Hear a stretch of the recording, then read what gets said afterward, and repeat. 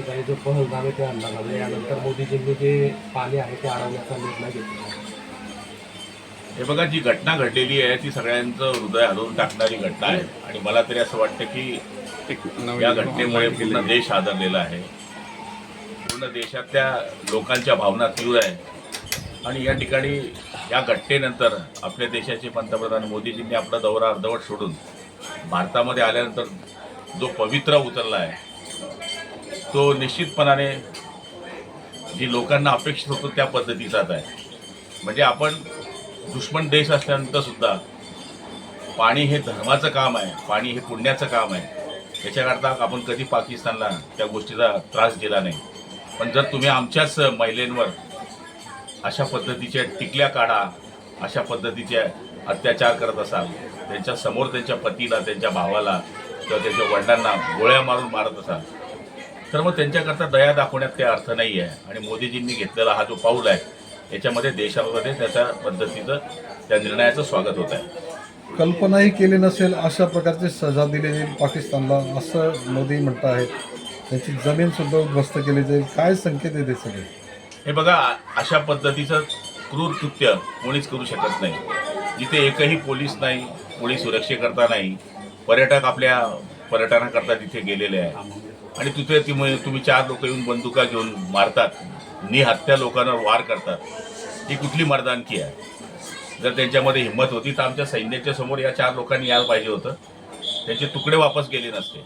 मला तरी असं वाटतं कोणत्याच धर्मामध्ये असं शिकवलेलं नाही आहे की निहत्यावर वार करावा. आणि मला तरी असं वाटतं की या ठिकाणी पूर्ण देश एकजुटीनं मोदीजींच्या मागे उभा आहे.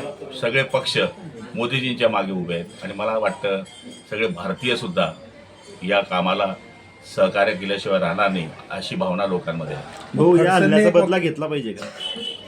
बदला घेण्याची गोष्ट मी करण्यापेक्षा बदला घेण्याची सुरुवात झालेली आहे. परवा सुभाष देसाई जळगावमध्ये होते. त्यांनी म्हटलं की मोदींचं मोठं अपयश आहे, 56 इंची छाती म्हणून ते मिरवतात, त्यांनी देशाची माफी मागायला पाहिजे, असा हल्ला होता सुद्धा. पहिले तर त्यांनी माफी मागितली पाहिजे की एवढा मोठा हल्ला झाला. मुंबईसारख्या शहराने कायम शिवसेनेला डोक्यावर घेऊन नाचवलं. शिवसेना प्रमुखांचे विचार घेऊन जो पक्ष मोठा झाला, तिथं डेड बॉडी आल्यानंतर त्यांचा एक कार्यकर्ता उपस्थित राहू शकत नाही. तर पहिले त्यांनी त्यांची छाती बघावी, नंतर कोणाची छातीचा विषय करावा. भाऊ, सर्वपक्षीय बैठकीमध्ये ठाकरे गटाचे जे नेते आहेत अरविंद सावंत दिल्लीला, ते अनुपस्थित होते. याच्यावरून तुमच्या लक्षामध्ये येईल की त्यांना काही गोष्टीचं घेणं देणं नाही आहे. त्यांनी देश या बाबतीमध्ये सुद्धा आपले विचार सोडलेले असं मला वाटतं. व एक विरोधकांकडून गिरीश महाजन त्या ठिकाणी श्रीनगरला गेले, त्यानंतर एकनाथ शिंदे गेल्यानंतर टीका व्हायला लागली की बा एकनाथ शिंदेने जाणं कशासाठी गरजेचं होतं, अशा पद्धतीने काल त्याचा खुलासा केलेला आहे. रोहिणी खडसेंनी टीका केलेली आहे की जे विमानाने प्रवासी आणले जात आहेत त्यावरती सरकार श्रेय घेण्याचा प्रयत्न करतो आहे.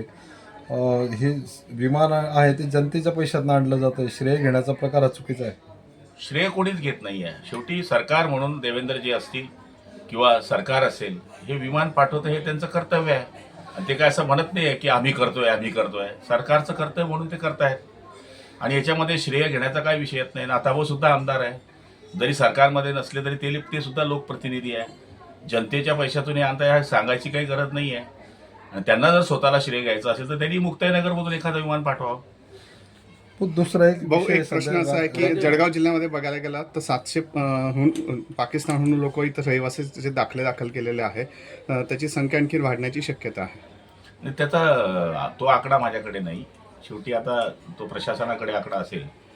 मग त्याच्यामध्ये मला वाटतं बरेच सिंधी बांधव आहे, असं आजच्या मी वृत्तपत्रावरून जे पाहिलं तर त्याचा तपास यंत्रणा करेल. बहुतेक ते नागरिकत्व घेतले नाही भाऊ पाकिस्तान आपलं मला भारतात त्याच्यातलं माहिती. ते नागरिकत्व घेतलंय ऍक्च्युली, पण त्याच्यानंतर जे नागरिकत्वाच्या अटी शर्ती असतात किंवा जमीन खरेदी करता येत नाही, त्यांना व्यवसाय धंदा करता येत नाही, या सर्व नियमांच्या अटींचं त्यांच्याकडून उल्लंघन केलं जात आहे असा आरोप गजानन मालपुरेंनी केला आहे.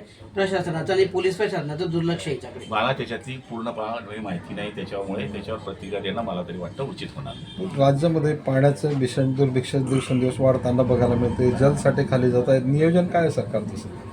मी वारंवार दर आठवड्याला तुम्हाला ही माहिती देतोय. सोमवारी पूर्ण माहिती माझ्याकडे यावर्षी या आठवड्यामध्ये काय परिस्थिती आहे त्याची पूर्ण माहिती देईल. पण मागच्या आठवड्याची जर माहिती सांगितली तर या काळामध्ये मागच्या आठवड्यापर्यंत 2280 टँकर मागच्या वेळेस सुरू होते, ते आता यावर्षी 580 टँकर सुरू आहे. त्यामुळे येणाऱ्या सोमवारी मी आणखी आपल्याला डिटेल माहिती भाऊ, जलजीवन मिशनच्या कामांच्या संदर्भात बऱ्याच लोकांकडून नाराजी व्यक्त केली जाते. राज्यभरात अनेक ठिकाणी कामच पूर्ण झालेले नाही. त्या संदर्भात काय आपलं धोरण राहणार? हे बघा, 50,000 योजनेच्या पैकी 23,000 योजना आमच्या पूर्ण झालेल्या आहेत. त्याच्यामुळे काही ठिकाणी काम स्लो होतं. मध्यंतरी आम्हाला निधीचा थोडा 9 महिने निधी प्राप्त झाले नसल्यामुळे थोडे कामं स्लो होती, हे मान्य आहे.